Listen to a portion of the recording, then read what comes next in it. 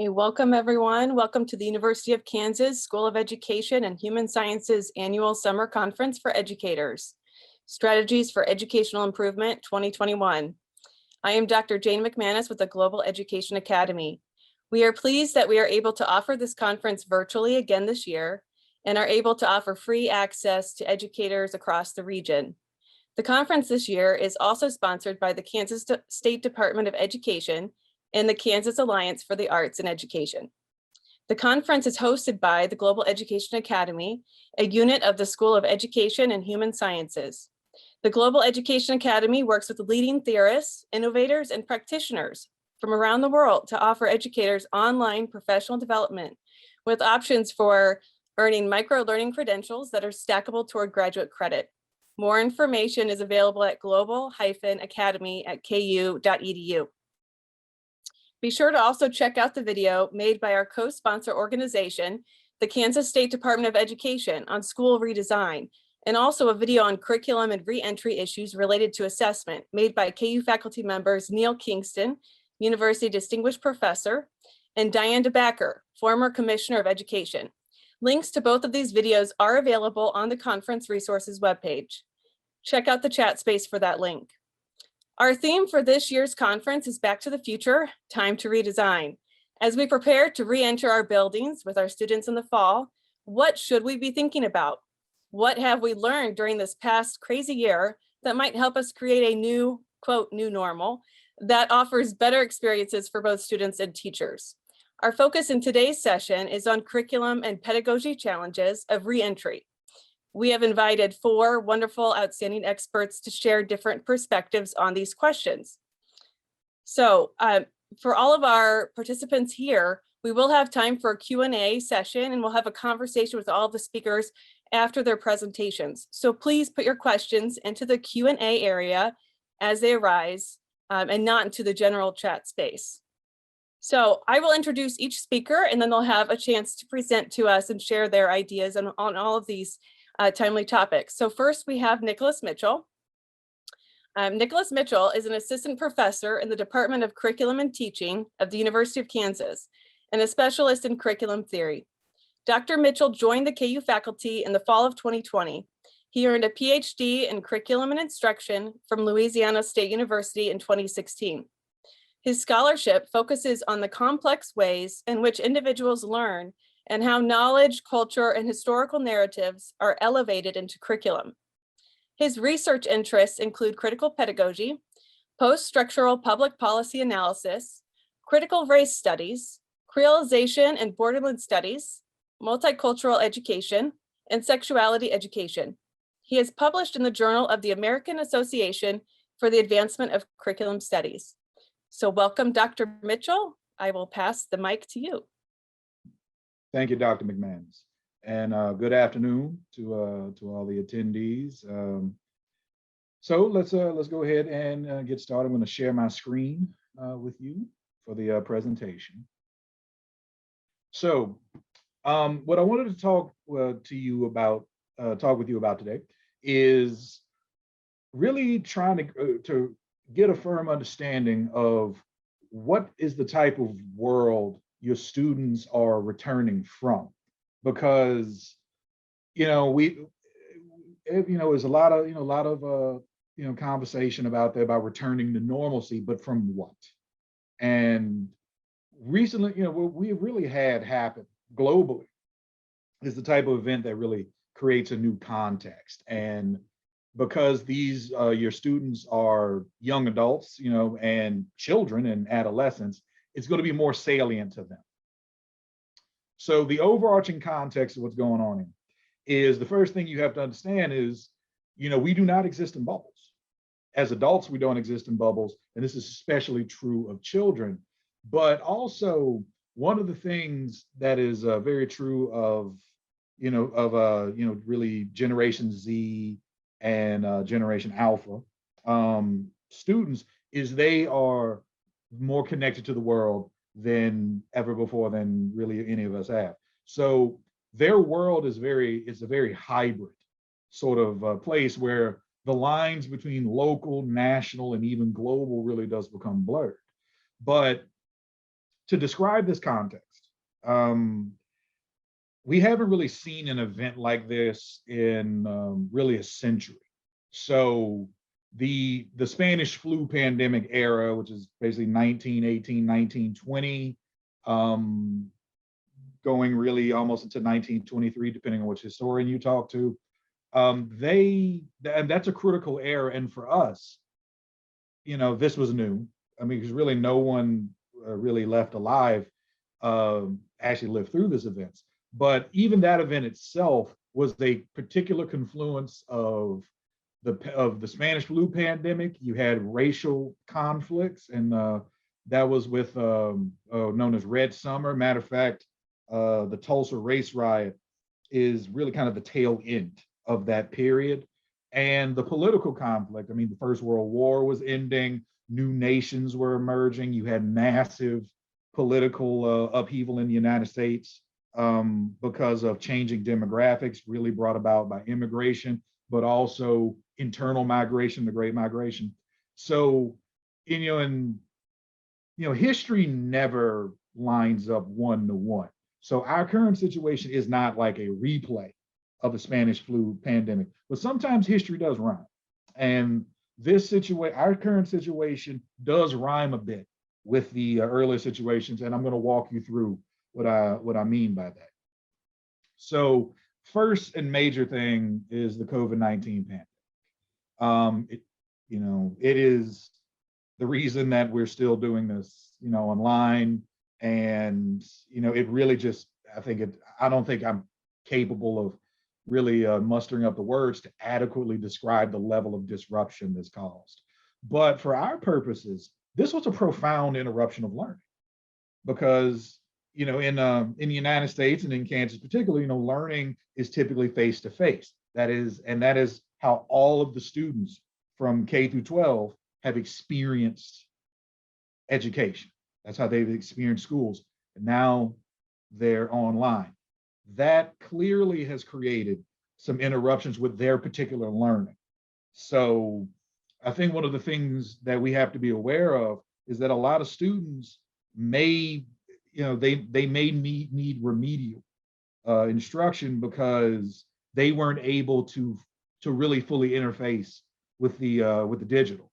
And a lot of that is going to be because of access to technology, familiarity with technology, but also learning environment. That this really did upset the school home balance. Just like for us, it really upset the work home balance. One thing we do have to recognize is there's a lot of trauma out there regarding COVID. So we're talking about, as you see here, exposure.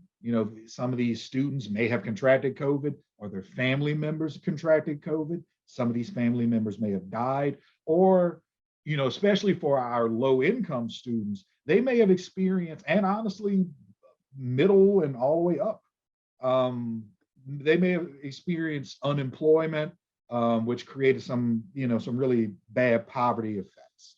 So that's not something that's going to easily be forgotten. We also have to be aware of natural disaster effects. And the only way I can liken this is to, for example, after Hurricane Katrina, for a lot of the youth who were stranded in New Orleans, there were certain things that would trigger them. And in my own experience, and it was really a variety of things, from the smell of water to if the room got really hot, because it would remind them of these experiences. So one thing is, as we bring all the students back, you may have students who have fears of being in large crowds, fears of being in enclosed spaces, and they may have, they may have become a bit agoraphobic, but they also may have developed a fear of illnesses, people coughing, people sneezing, and of course, the pandemic's not over. So that is still very much lingering in the air. So a possible site of conflict as we bring students back is the COVID deniers. People who didn't think this was a big deal, and they may or may not, they may or may not be vaccinated. but also dealing with students who have actually had the experience of dealing with COVID, they themselves, that could become a real source of tension. So I really think, from a critical pedagogy point of view, that's something you have to be aware of. I mean, these students are coming back having experienced a once in a generation traumatic event. And it will by no means be equal. All things, really all things are intersectional. Some people experience trauma different ways, some people more exposed to it than others. And that won't follow necessarily, racial, gender, economic hierarchies. This does become an experience to itself. The second one is racial conflict. So, one of the side effects of social media is we have really spent the last 10 to 15 years seeing on social media, really starting with, with Eric Garner in New York and Trayvon Martin in Florida, videos of Black people being murdered or, by vigilantes being killed by the cops. And what is happening is people are watching those videos. So, and what we had in 2020 was, you have in really rapid succession, Ahmaud Arbery's killed in Georgia, George Floyd is killed in Minnesota, Breonna Taylor is killed in Ohio. And that really triggered this big, and honestly, very social media driven racial awareness, and which is also occurring during the pandemic. So I really think that's a huge part of it, is that a lot of these students, they're sitting at home and there's no really where to go. So they're engaging with social media. They also watch the protests. Some of the students may have participated in protests. I don't know the protest situation in Kansas. And they may have watched riots. May watch riots happen. So to the mind of young students, so, K through 12, this is really their first major racial moment. And now, I think for us, who being older, this is not our first racial moment. So like, for example, mine really was Rodney King in the 1990s. I was 10. So this is something that really may show up in your classroom depending on the demographics. And that is not to say that if you're in a room that's majority white, this may not come over, because one thing that really highlights this moment is really how transracial this was. So another thing is the current conflicts over anti-racism, things that are taught, how should certain topics be talked about. I think a really huge example is how the Tulsa race riot really did come to the forefront. And I'm an old history teacher and civics teacher. So, when I talk about this, I'm thinking of how do we talk about civics? How do we teach American history? And also there's a hyper awareness of the racial dynamics within spaces. So that, I would say, is a very strong possible site of conflict in schools, which is really, and I ask this to you, what is the state of race relations in your school? I mean, if you have large minority populations, how do those kids feel about going there?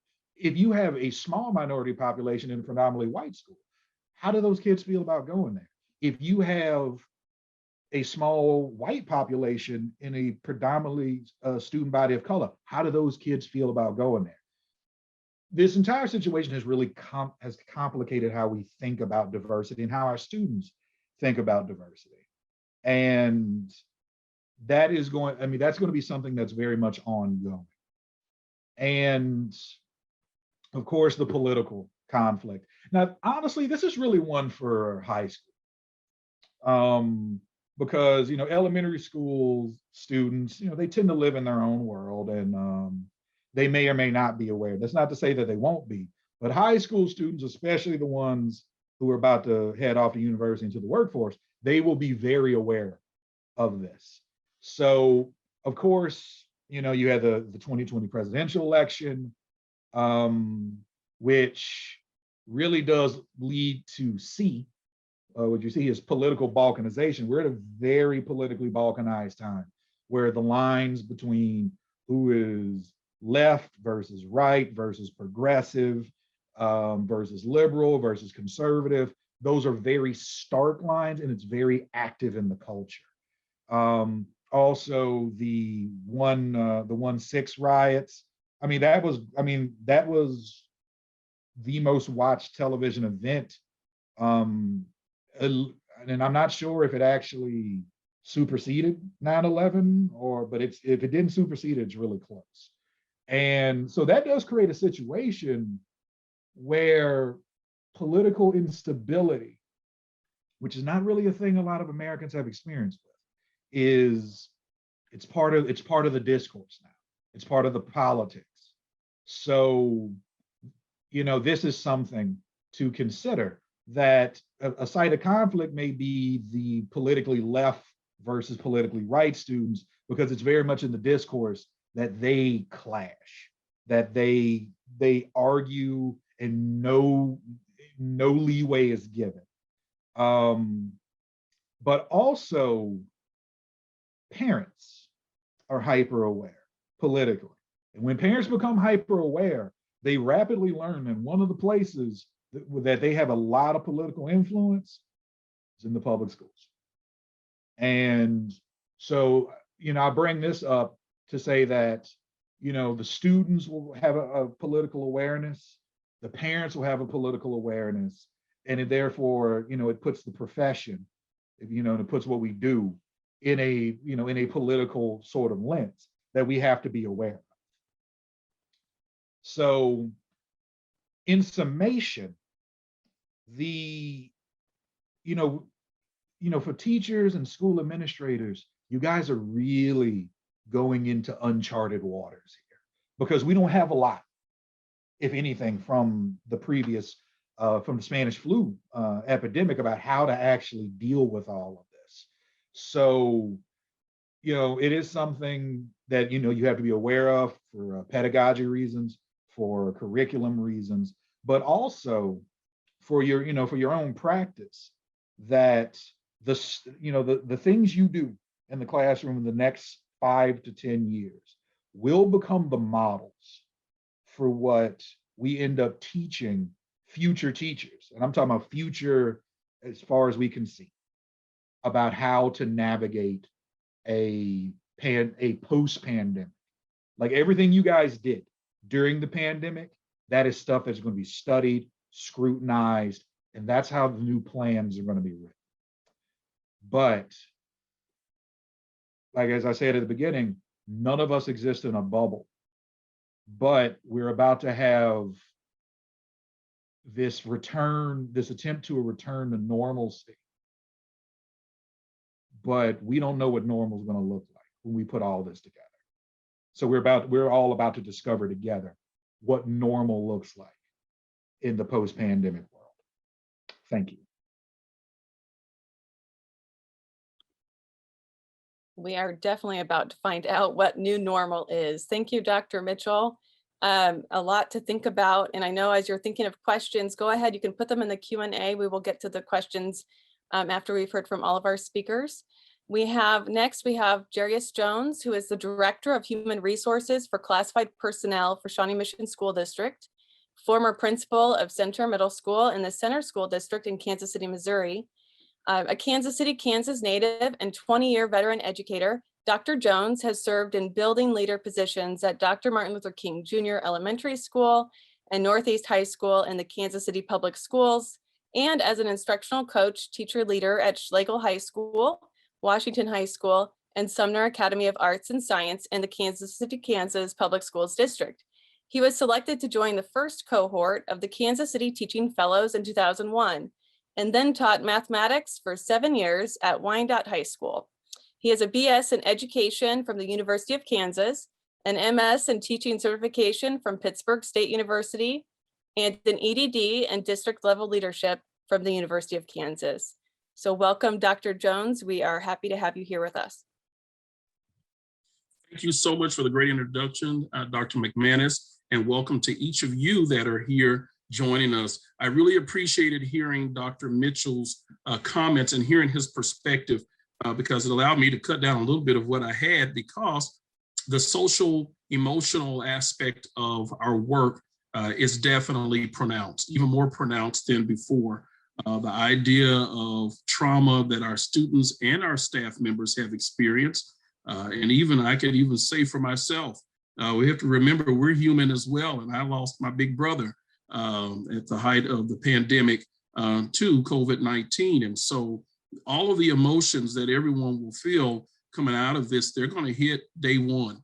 And we've spoken about this, my colleagues and I in the Center School District, about where we go from here. The first thing is we have to address it. Our young people, our scholars, some of which, about a third of my school, the students elected to stay home for safety reasons or parent concerns. And so many of those students will be returning.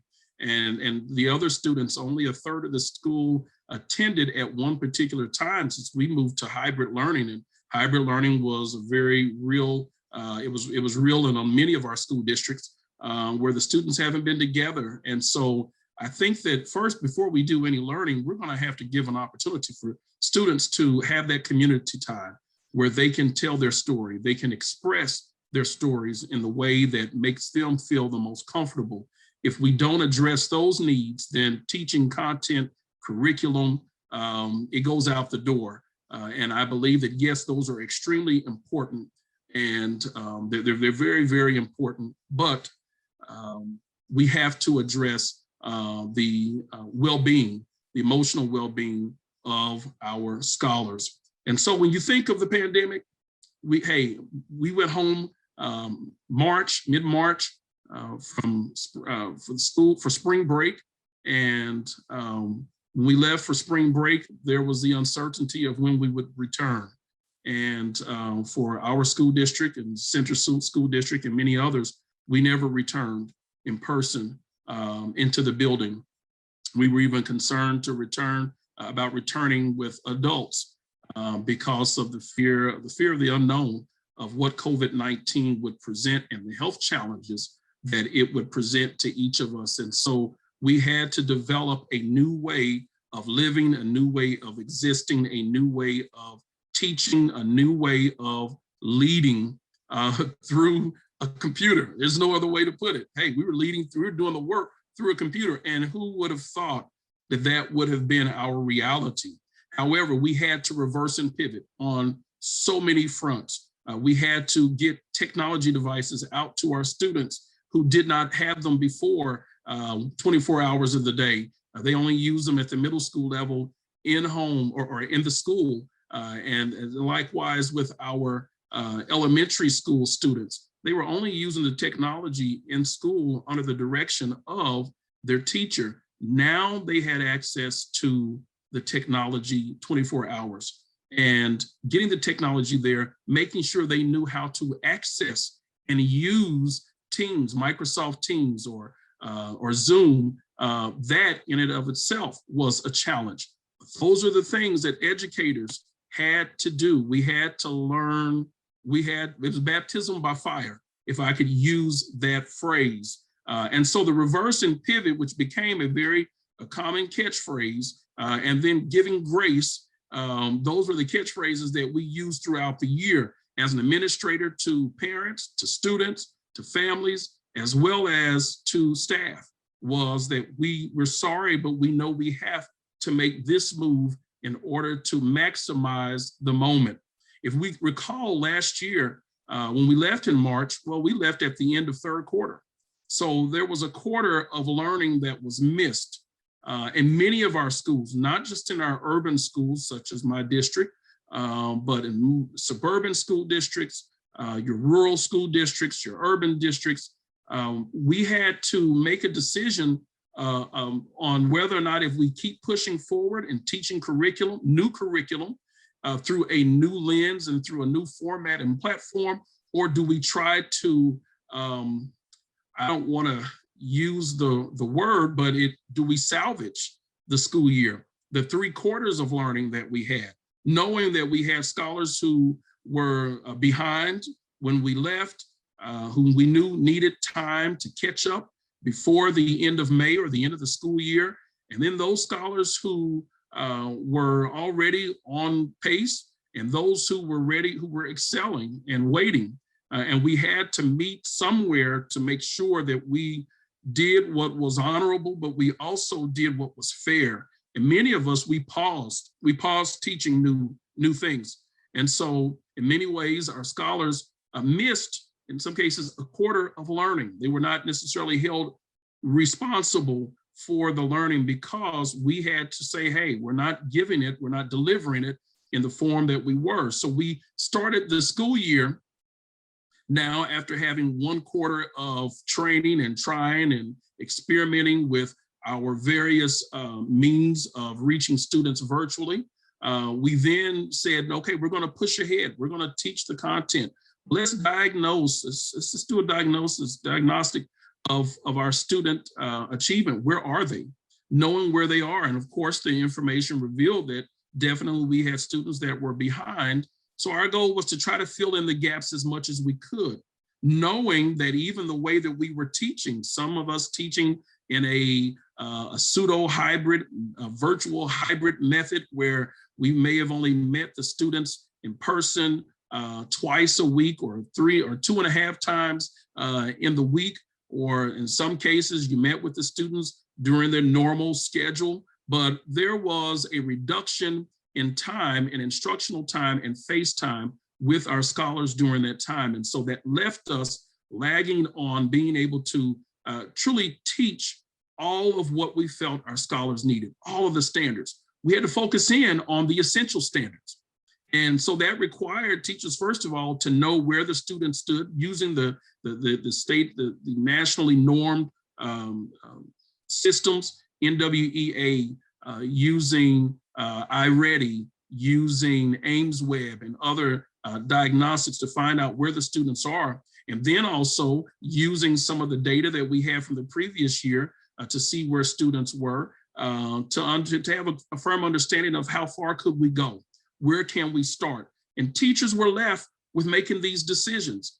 They were left with making these decisions. Staffs were left with making these decisions. Administrators, we were left trying to figure out what it is that's essential that our students need to know in order to be successful or have a chance at moving on to that next level. We couldn't fail everyone. Some teachers looked at it as, well, if they didn't get the work done, we have to fail them. Well, we had to change our tune. You just can't fail in the midst of a pandemic. But then you also don't want to inflate the grades. You don't want to inflate there. You want to speak to what it is that we lack. Well, that requires then even more work on us, and it's valuable work. We now are becoming experts in understanding our data, collaborating with colleagues to find out what are the best methods, what are the best practices, what gaps do we need to fill when we look at the multi-tiered system of support. Who are we reaching well enough with our tier 1 instruction? Then who needs that tier 2 instruction? Who needs the additional support? And then who are those scholars that need tier 3 instruction? There are several grade levels behind. They may have entered the school year several grade levels behind. They may have entered on pace, but because of the way the pandemic affected each person, some were ready and many were not. So we as the practitioners, we had to make choices. We had to decide, how do we move on? And even finishing up this full year and then having some time towards either the last quarter, some people the last semester, some people were in a hybrid mode by second quarter, but we did not have our students full time. We did not have them in full capacity. We did not have our students having the availability to be able to reach and touch the teachers, and the teachers to be able to do likewise in order to progress learning, because what we realized is that in-person learning was the best learning for most of our students, for nearly all of our students. So we've had to now think, how do we move forward next year? We're all planning to start the school year in person, 100%, full capacity, no social distancing, still knowing that there's still a pandemic that exists, and there's still a number of people who are still not vaccinated.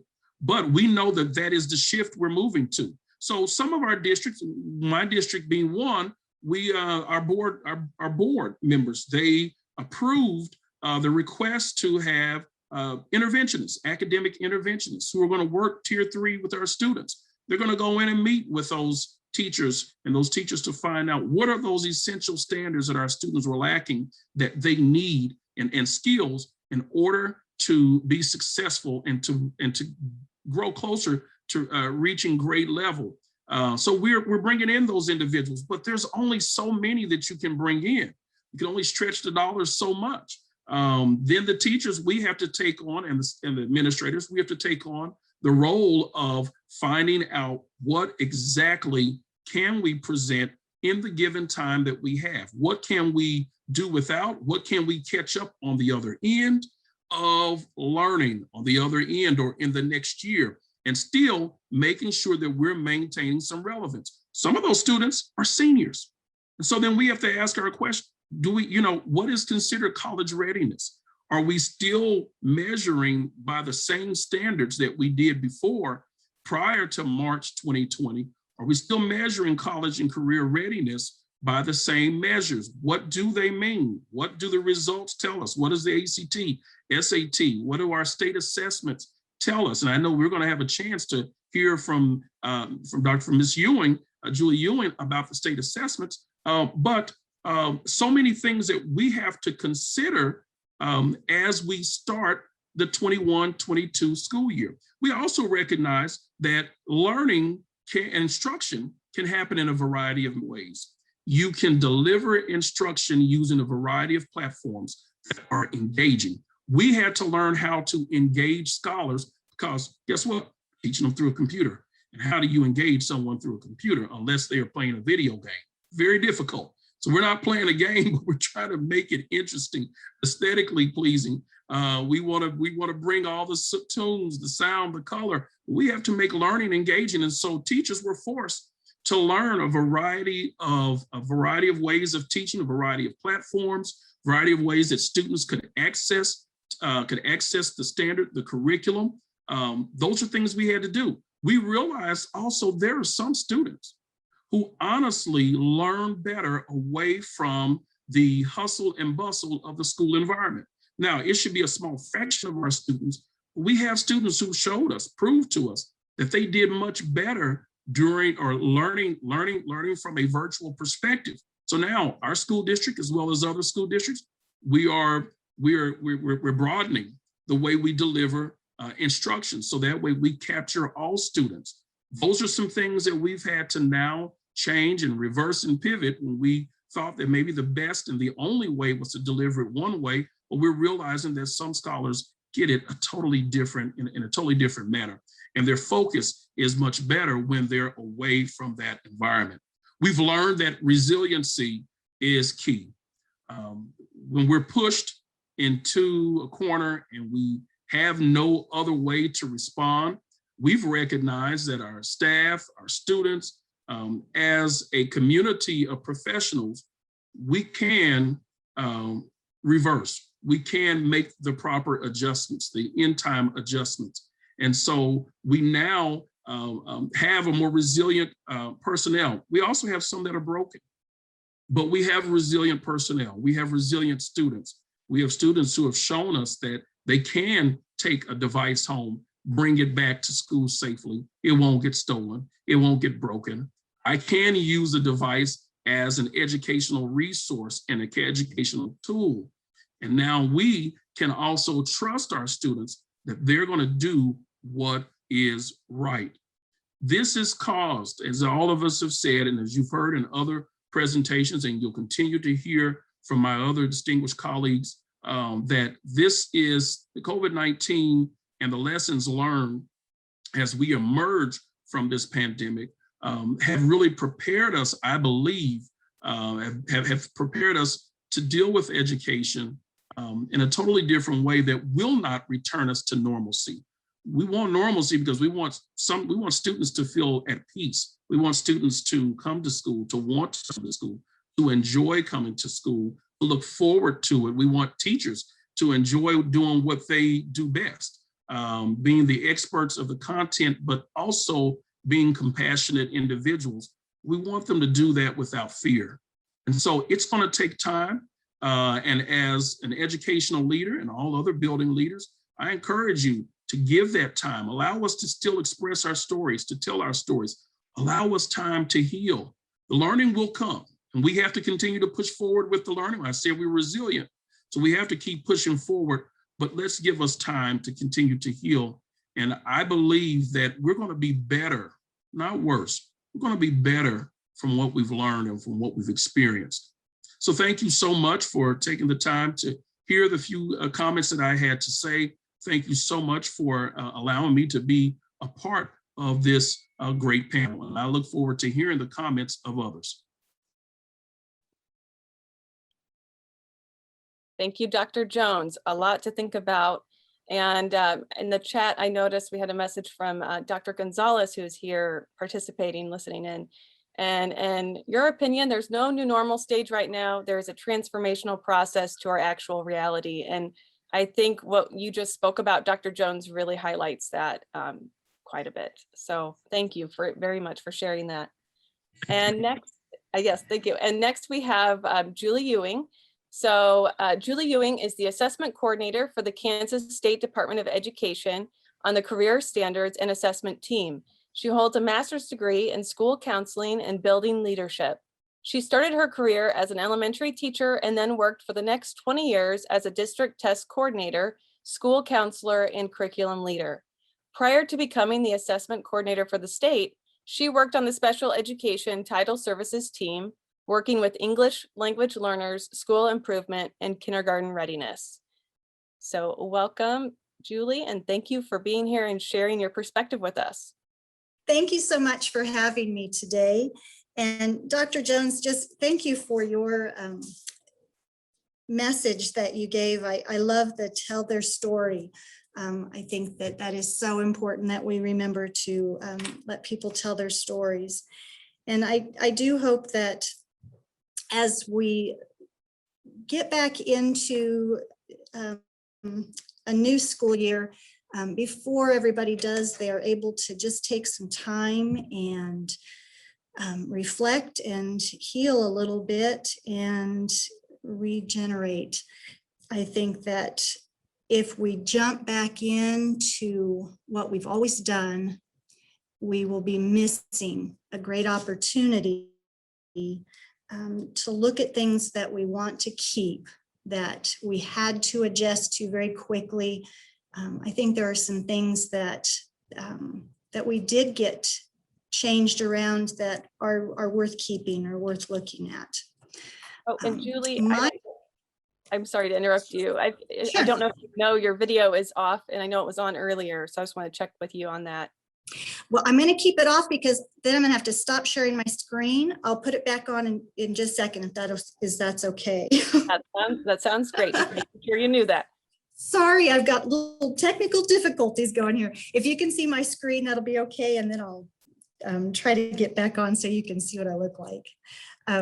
My part of this wonderful group that I get to share the platform with today is state assessments. And during the pandemic, we actually did not. Julie, I'm sorry, we cannot see your screen. Oh, well, shoot. Let me see what I'm doing wrong then. I apologize. No problem.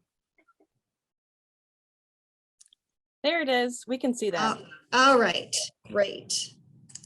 Man, I'm the only one that's having all these problems. Sorry about that.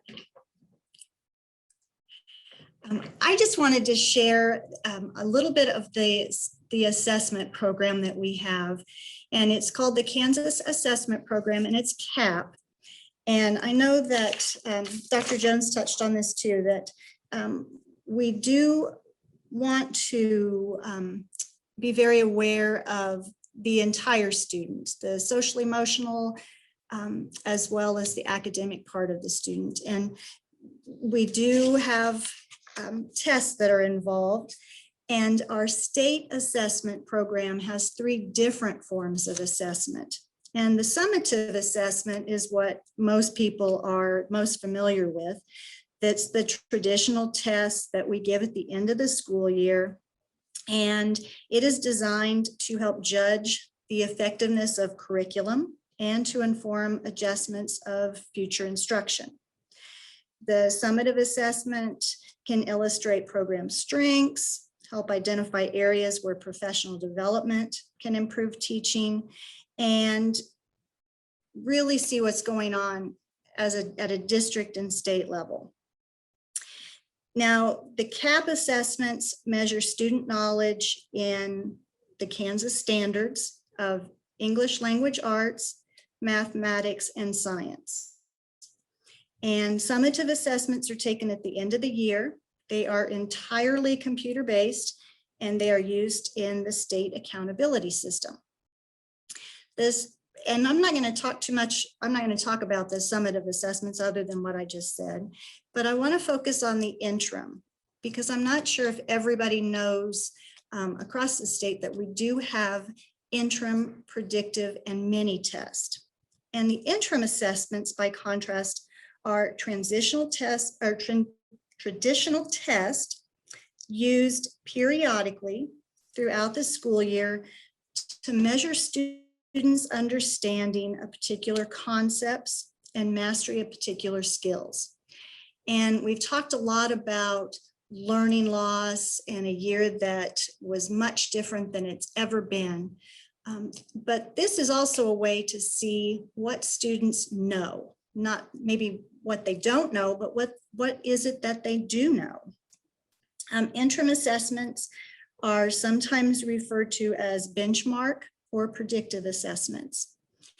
And used with the formative assessment and summative assessment, it's just a really powerful tool that we have. Formative assessments refer to the ongoing process of assessing students and what they have learned, what they haven't learned, and it's very quick. And those are the mini tests. And they're designed to be used very frequently in the classroom. And they are used to evaluate students' learning and to aid teachers in adjusting instruction. And this is just a visual of what those interims look like and how they are used. Students take tests through the Kite client, and teachers and administrators use the Kite Educator portal to give both the mini test and the predictive.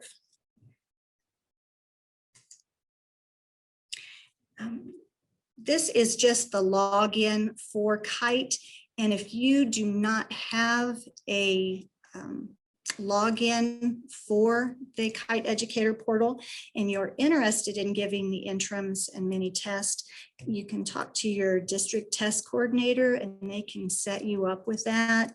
It allows you to monitor the assessments, view reports, see the student list that you have. You can build a mini test through this. So if you haven't seen us yet, talk to your test coordinator. For the interim predictive, we have 3 predictive tests. They're fall, winter, and spring. They're for grades 3 through 8 and 10th grade, and this is for ELA. And the most important thing is they are aligned to our standards. If you haven't spent a lot of time looking at our standards, I'm going to have at the end of the presentation some resource links that you can go to. I would highly encourage you to get those standards pulled up and see what is it that we are actually wanting students to know. The math interim is a little bit different. It is available for 3 through 7th grade for all 3 test windows. This 8th grade is only available for the fall and winter. And then we don't have one yet for grade 10. That's for math, but we are working on that. You'll notice I didn't give you science. We're working on science as well. It is coming, but right now we just have ELA and math. Once you give the interims, you're going to get a lot of data back. And you are going to get a student report that shows how the student did on every question that was given. And they're going to get partial credit, full credit. It just gives you an overall view of how that student did and how they did compared to the state. You're also going to get how the school did, your school report, and it's also going to be compared to the state percentage. Same with district. And then you also get a CSV report, and this is the individual student responses per question on the test. So you can have an overall looking at your class and seeing where did they do really well on, what did they do really well on, and what do they maybe need a lot more support on or reteaching. Or did everybody get it, but maybe just a handful of students? Mini tests are different because they can be given anytime. And teachers actually can either make their own test or they can use tests that are already available in the Kite Educator portal. You can assign certain students these tests. You can assign the whole class these tests. But it's really looking at standards and saying, okay, I've covered this standard. Now I want to test them and see how they did. And you're going to give them, just make up a little mini test. And they take it through the Kite client student portal, and you get those results immediately. You can build your own test, or you can take a test that somebody made in your district, somebody made in the state.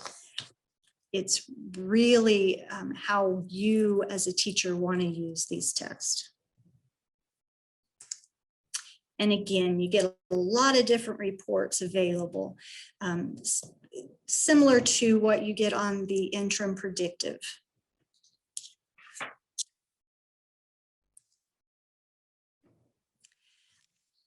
Here are a list of resources, and I really do encourage you to look at these if you haven't had a chance. I know the first thing you want to do is jump on the computer and look at a bunch of websites, but the math has not only the standards on this link, but also just a huge wealth of information, activities, different things that you can do. The ELA assessment, the ELA site has lots of great information too, as well as the standards.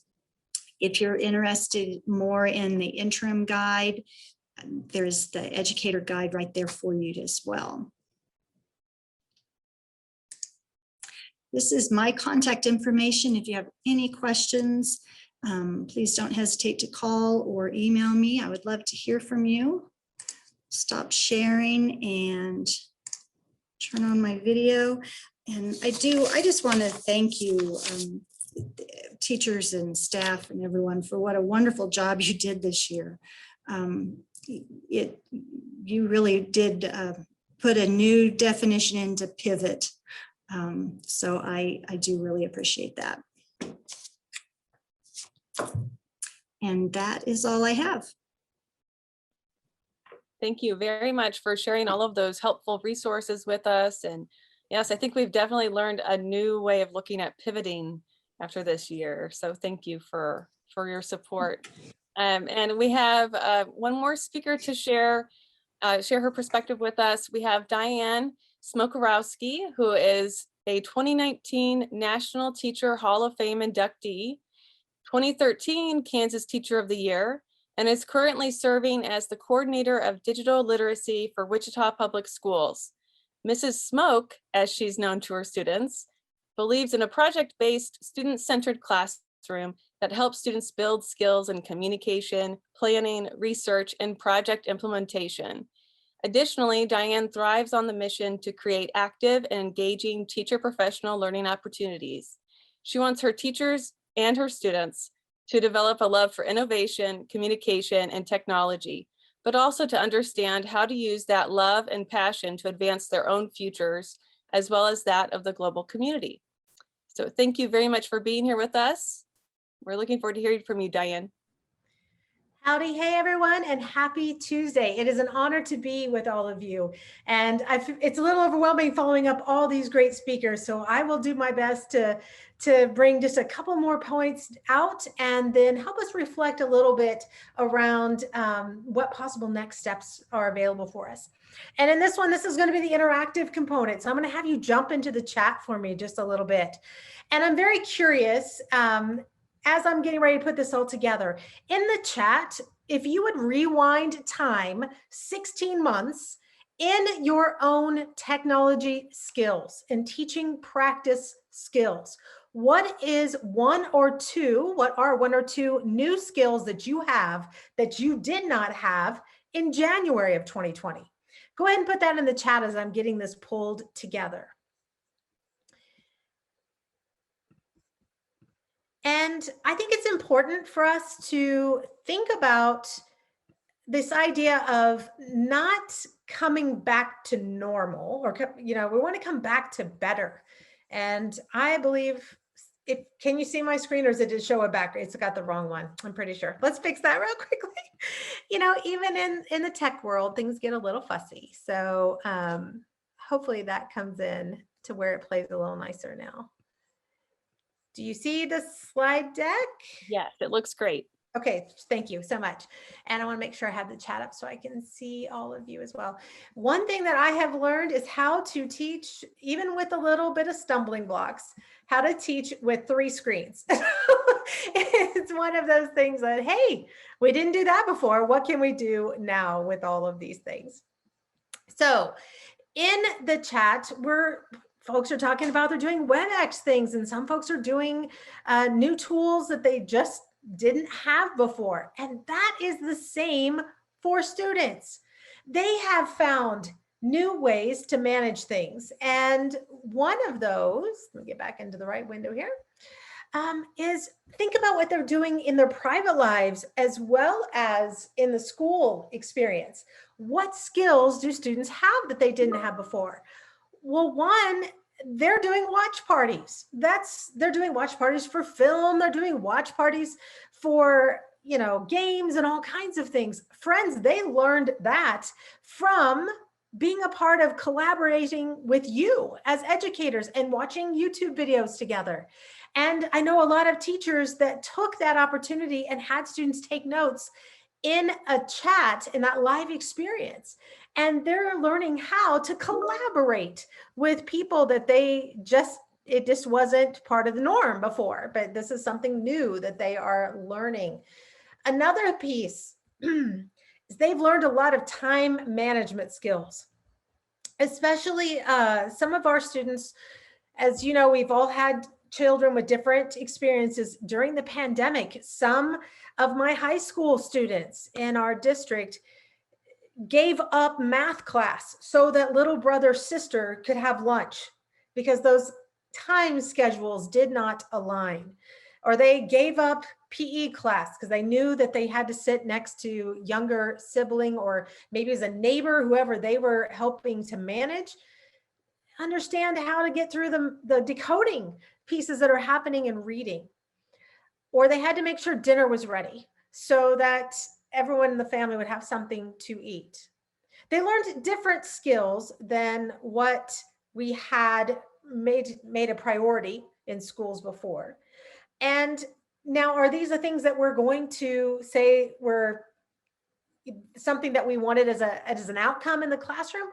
Probably not. However, how can we use these skills to come back to better? Some of them did learn things like cooking, and some brought up new activities. Some learned to paint, some learned to create like incredible sculptures out of Legos. Some students got real excited about things like chalk art in the driveway, leaving messages for the post man or the mail carrier, or if they were leaving something for the Amazon driver, like, thank you for being a part of making us be successful where we are. Some even left messages with hidden like meanings. So when other people would walk in the neighborhood, they could see that. So with these skills, how can we use those in the classroom?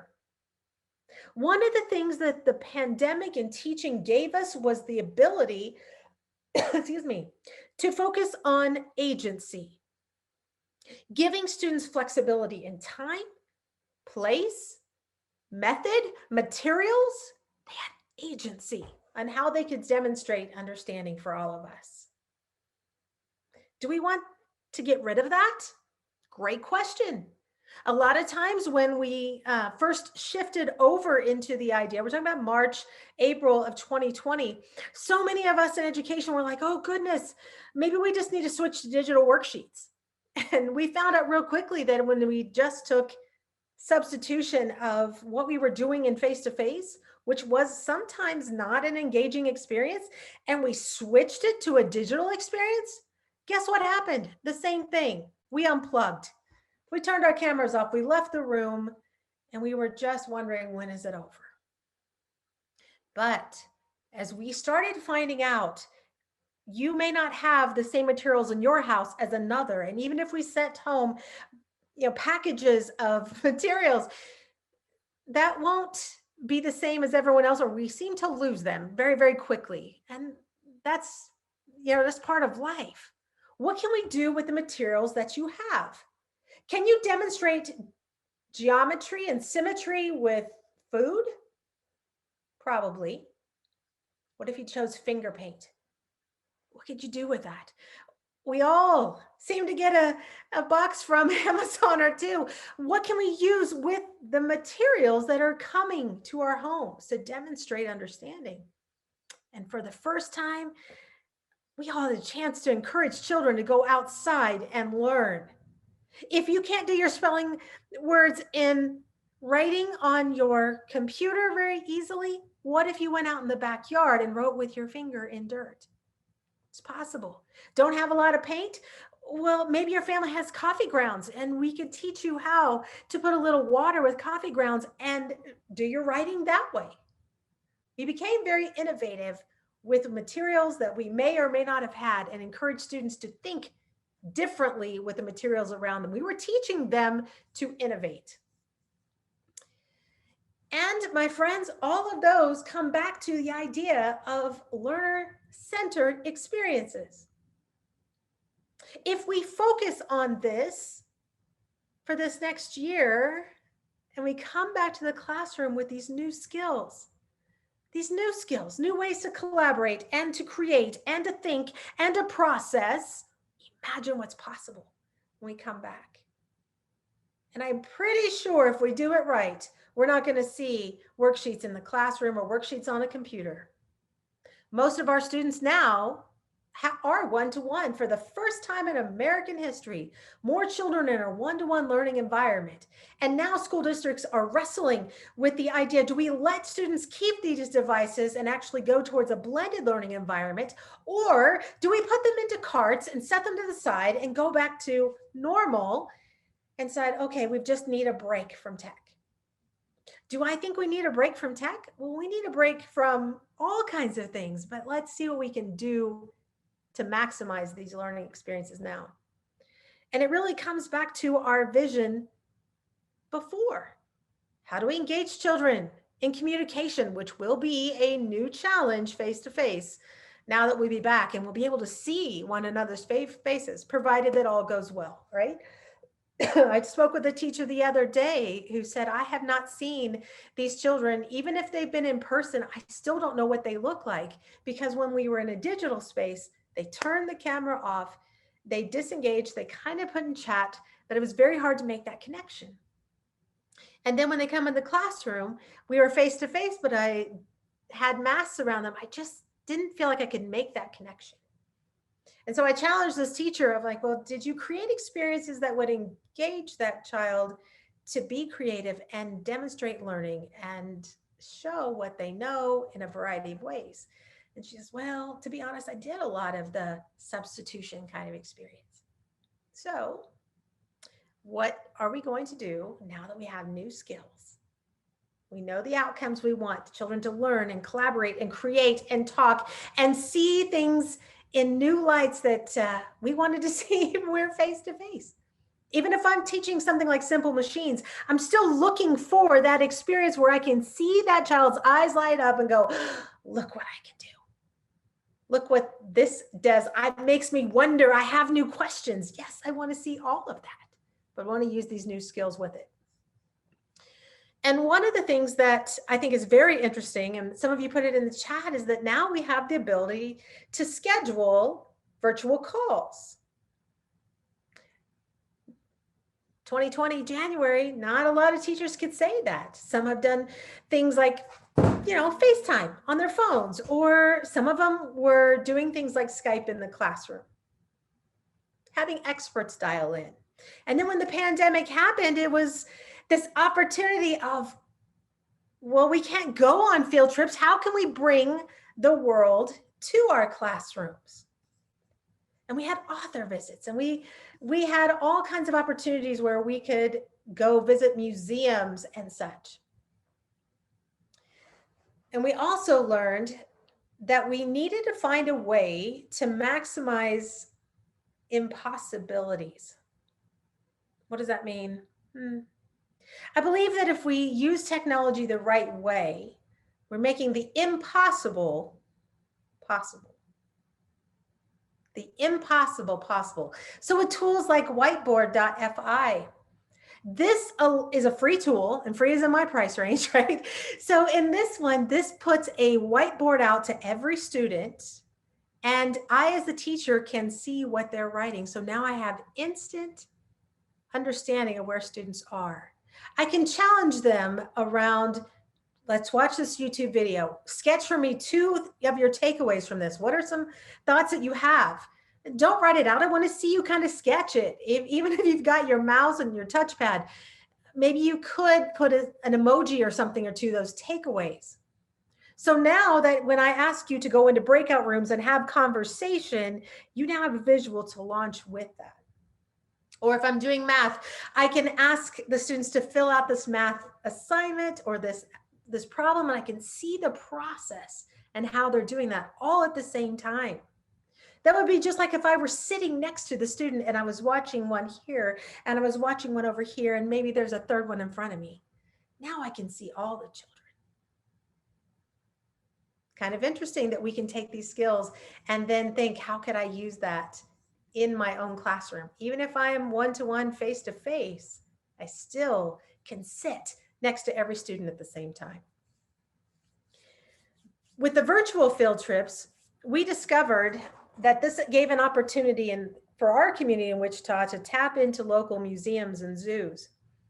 We made phone calls to all of the local attractions, I guess the best way to put it for you, nature centers and such. And we said, you know what, we aren't having the ability of doing we can't do real field trips, and we'd love to do virtual pieces.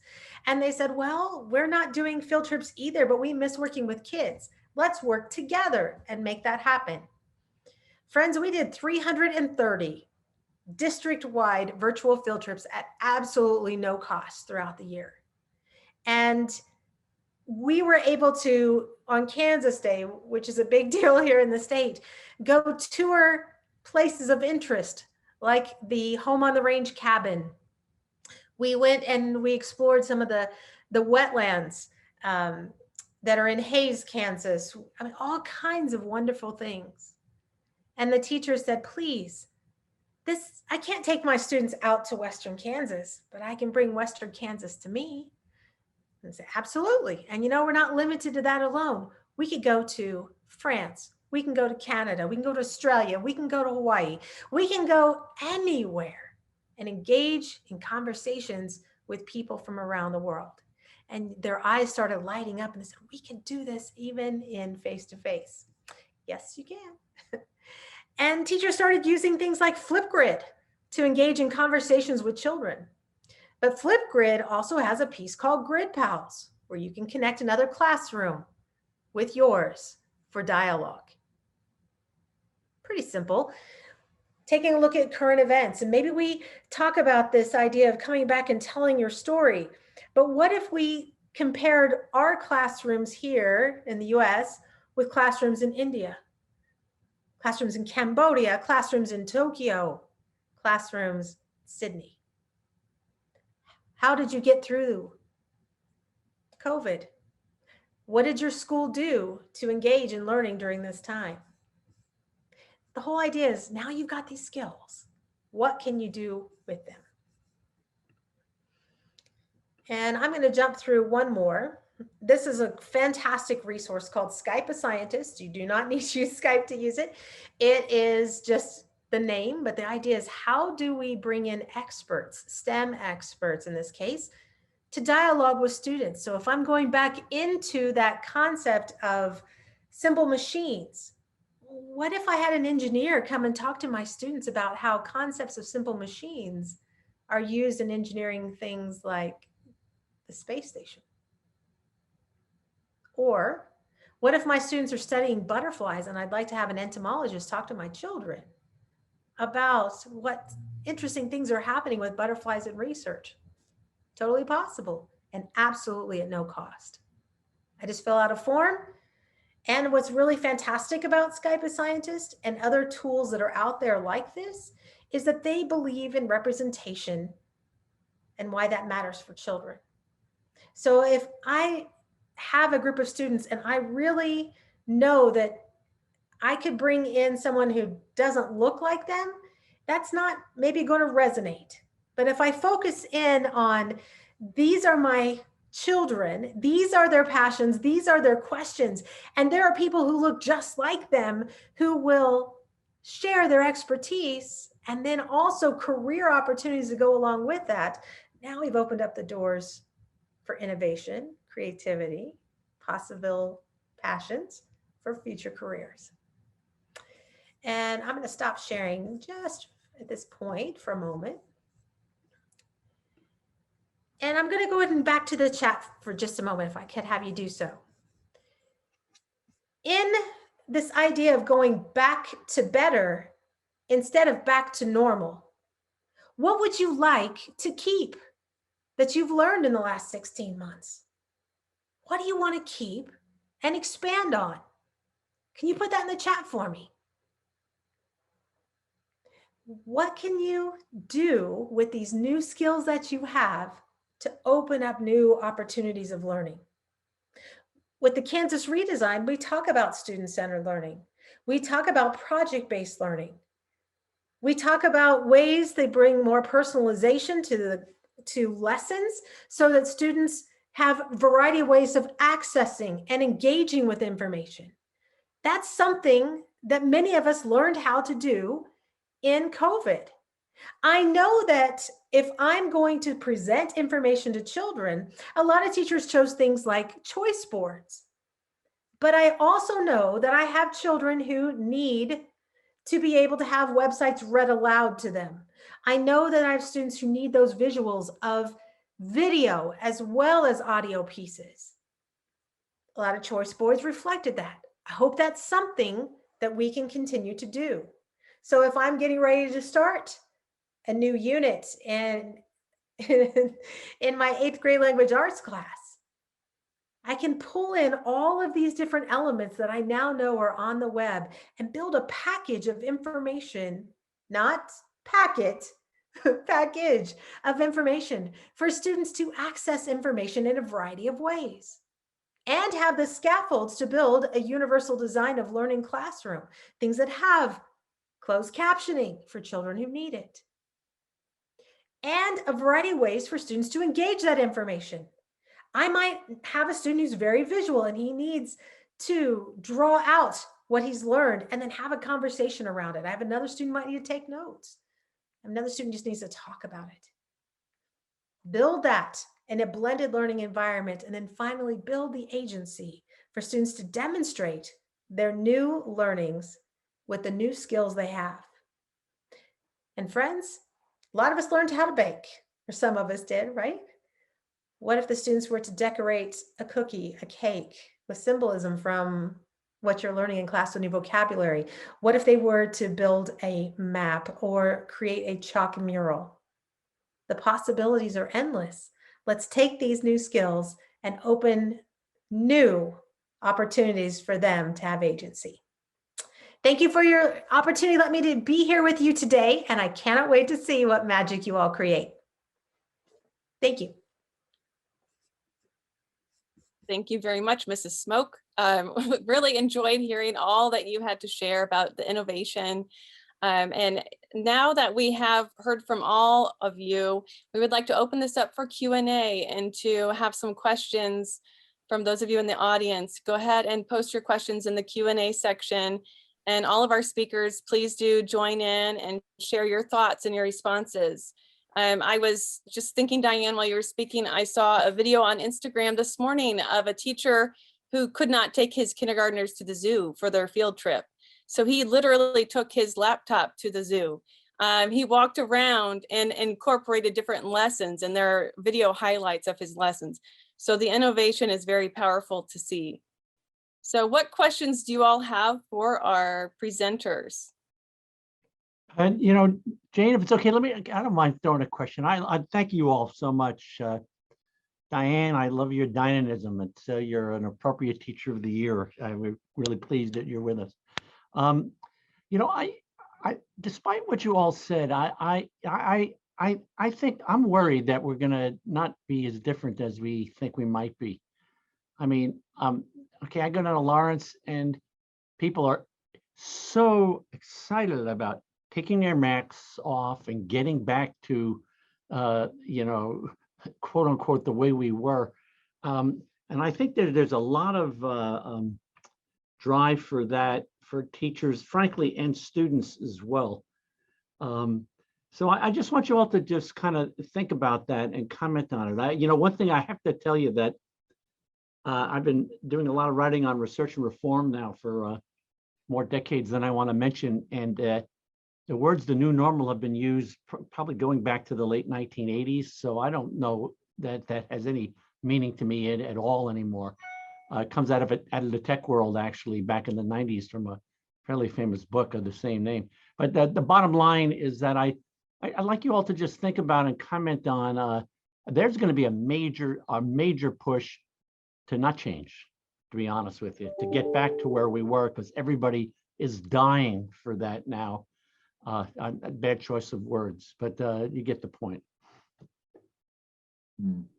Well, Dr. Ginsburg, I think you're right that there is going to be this big push for a hard return to the previous status quo, but I do think it would be, I mean, it wouldn't work.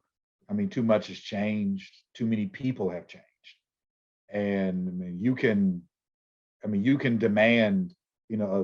Policymakers can demand whatever solution they will. They don't have any control over students just refusing to go along with it and refusing to learn in those contexts. And I think that's something that all of us, as educators know, that the student never leaves. Home does not stay at home, and so I just think I can foresee, with you talking about, Dr. Ginsburg, that this huge disconnect happening between those who are around the schools and in the schools, and those who really have no connection with schools, but they have policy-making power. Our students and our families, the student families, they are going to be the ones that will really help direct the ship. We can plan and prepare and hope to restore, but just as education is different from 5 years ago, the educational experience from 10 years ago, 15, 20, 30 years ago, it changes, and we have to adjust. We know that as practitioners, we have to adjust. And so regardless of what's out politically, what's being demanded by those, as Dr. Mitchell stated, on the outside, the walls of education, we're going to see a shift. It's already shifted. The small amount of time that we've gathered, it's shifted. We're going to be thinking now of a variety of protocols. Heck, they've already found out that the common cold and the flu was suppressed because we were socially distancing, we were wearing masks. What does that look like? You know, now we want to stay healthy. Some parents may send their children now to school with those masks. They may still want to have some level of distancing. The way that we train and the way our kids in athletics, the way that that has changed. I cannot imagine us, as Dr. Ginsburg was saying, that there are going to be individuals who want to restore and return, but the leading customers that we serve in those buildings and in those organizations, they're going to truly guide us on how we go. And then also the teachers, the staff members, the support service workers, they're going to direct and help guide us and steer us into that, into how we move forward.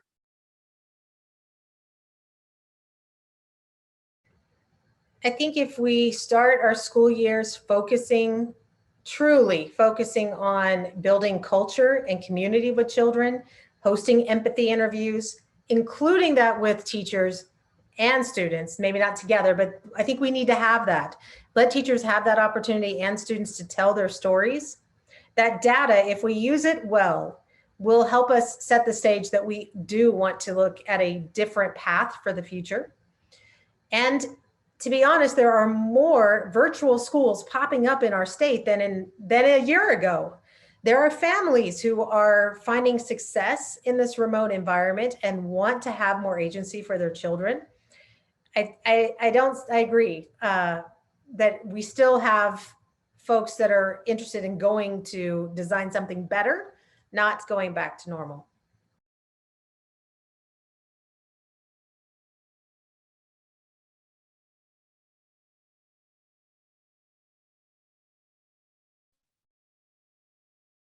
An interesting comment there in the chat about, you know, the school setting may be back to normal, you know, in quotes, but teachers are going to present information in new ways, which I think all of you were just speaking about there. You know, it's that we have changed whether we like it or not, and whether we see it or not. We've probably changed in ways we don't even realize. And another comment there in the chat, can we really create true change or a better normal without rethinking the curriculum? In other words, can we allow for more flexibility, more personalization of the curriculum? What do you all think about that?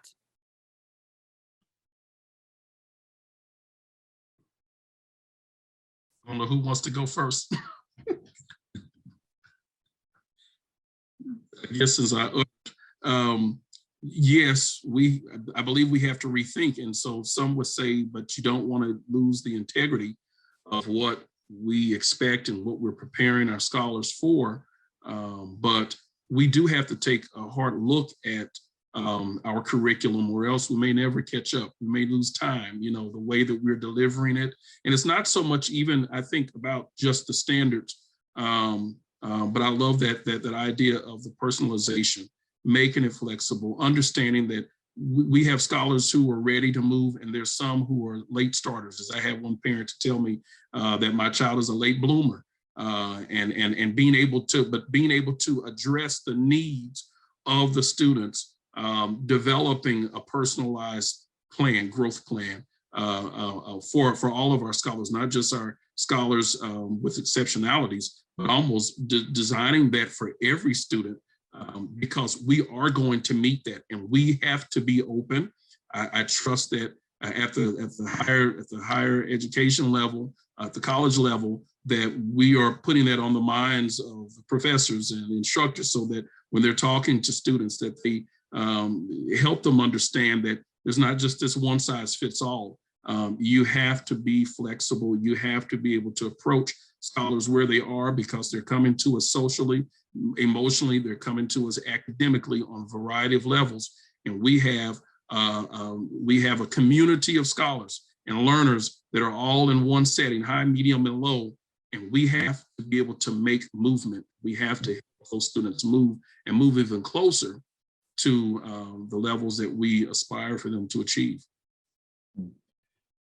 I agree very much with you, Jairus.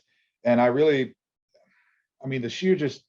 if we just looked at disruption of instruction, that alone is more than enough justification to really rethink the curriculum, and especially, the timing of benchmarks and those pacing guides. Because I mean, you're going to have a lot of students for a lot of different reasons, they're not in the same place. And that is just one of the realities. I mean, I think that is like a non-negotiable. You can't get around it. Anybody who I think would show up saying that, well, all these kids are going to be in the same place, that's an act of unreality. Like, I don't know where you guys are coming from with this. But also, I think with everything that's happened in the last year, there's really I think we're going to see a lot of hunger for different forms of knowledge. I think a lot of students are going to want to really understand science and biology, especially, and virology. But also, I think you're going to see a lot of interest in history and law and civics and all those sorts of things. So, with these new curiosities, it's gonna create this really dynamic, situation, which Dr. Gonzalez said earlier, of transition. I think she is 100% right. I think that is a better way of even framing it than the return to the normal. No, it's welcome to the transition. Transition into what? I have no clue. None of us do, but we're going to find out.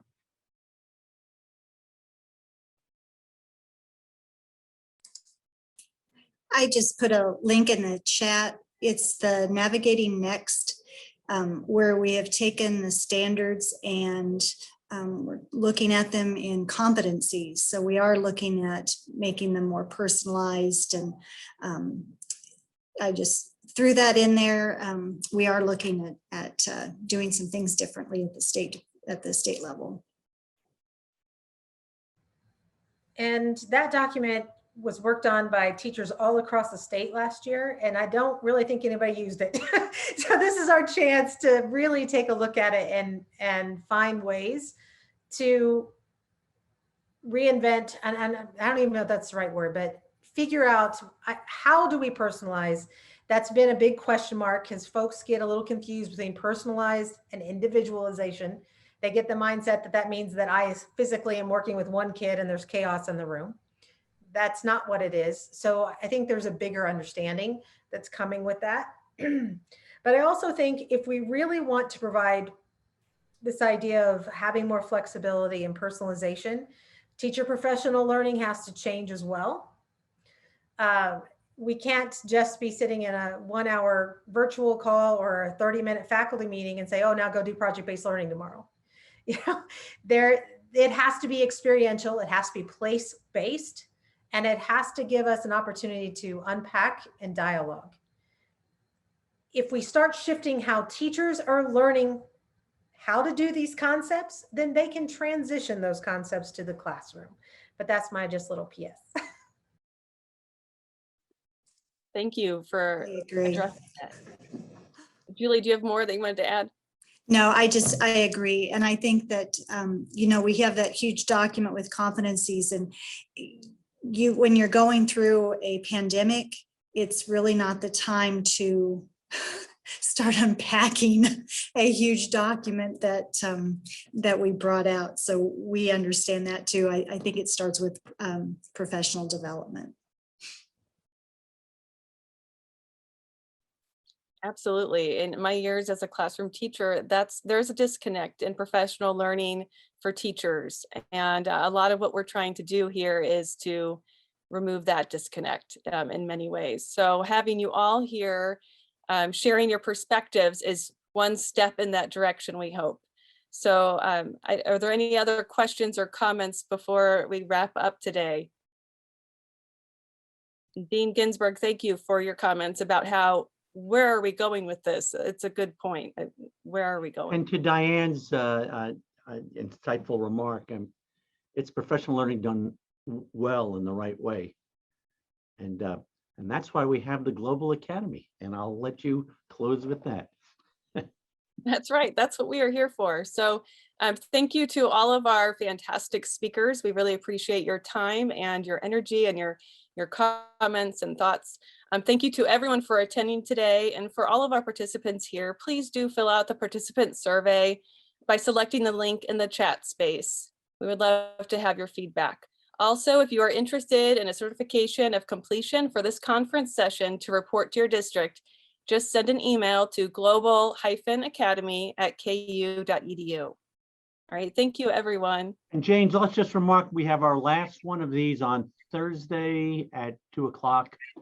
And to just sum up what it'll be, it's focusing on misinformation and fake news and its impact on what we're all dealing with.